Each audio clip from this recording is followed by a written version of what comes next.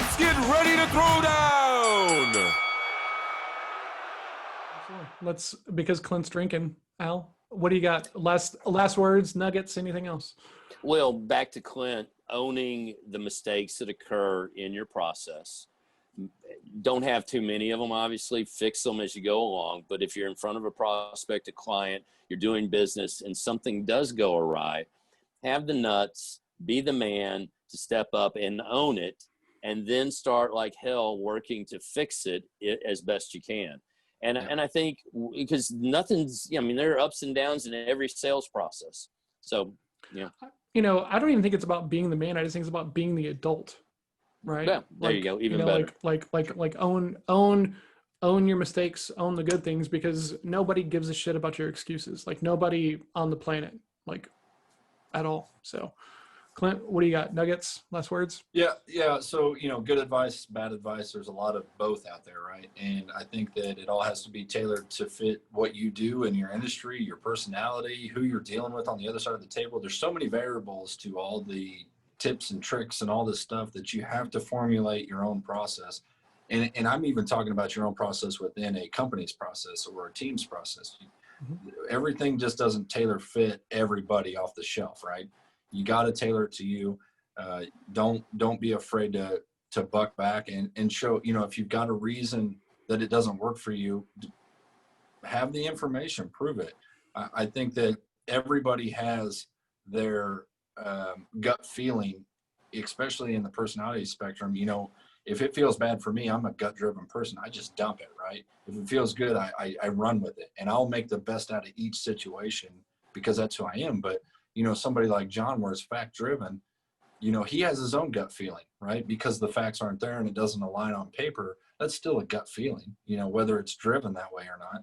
He still has his feelings, and we all have those, right? So if it feels good, guys, make the best with it. If it feels bad, it's probably fucking bad, and get the hell out.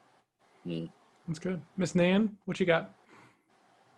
Noisy animals. The biggest thing that listening to everything we've said, just don't be a robot. Treat others the way you want to be sold to or treated, basically. Mm-hmm. If you go in there with only your motivation, only what you want, everything we've said debunks that. That's just not going to work. Don't be a robot. Don't listen to what everyone else is telling you. Figure out your personality and the person you are. It's what we talk about week after week, how important it is to know who you are and who you're talking to. Man, okay. I would say that it's not enough to just study this stuff without studying yourself, right? You have to have a level of self-awareness so that way you really understand how you're coming off to others, because you can understand that D's are dominant and stuff like this, and they want to do their things, but until you know how you're going to react under that pressure of a D, because sometimes there is pressure there versus, the ongoing chattiness of an I or something else like this, you have to know yourself well enough so that way you can actually run your process in the moment. Along those same lines, there is so much information out there. The information itself is essentially worthless. You have to put in the reps. You have to. You have to do it enough that you can do it as yourself, right? For a long time, I was just trying to sound like, my coach, my business partner, these people that I was seeing on stages and stuff like this. And it wasn't working for me because it wasn't me. There was this odd, imposter syndrome going on because I wasn't communicating as me. And it showed up because people were saying that I was different on the phone than I was in my conversations with them. And so I take that to heart. So put in the reps, do it until you can do it in your sleep. And it sounds like you can do it in front of people who know you really well. Or drink real heavily. That too also works.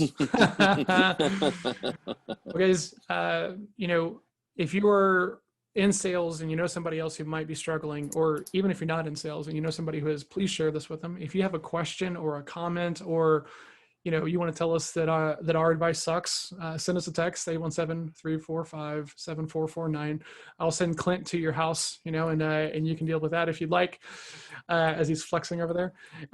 If you are listening to this on a podcast and your time is short because you're not in the car, or maybe you're not in the gym, or, you know, whatever's going on right now, you can watch this on YouTube and we can section it out so that way you can jump straight to the nuggets, so that way you get the actionable advice that you need to improve faster. You're not going to close every deal. We're not going to make that claim because I don't want Clint showing up at my house.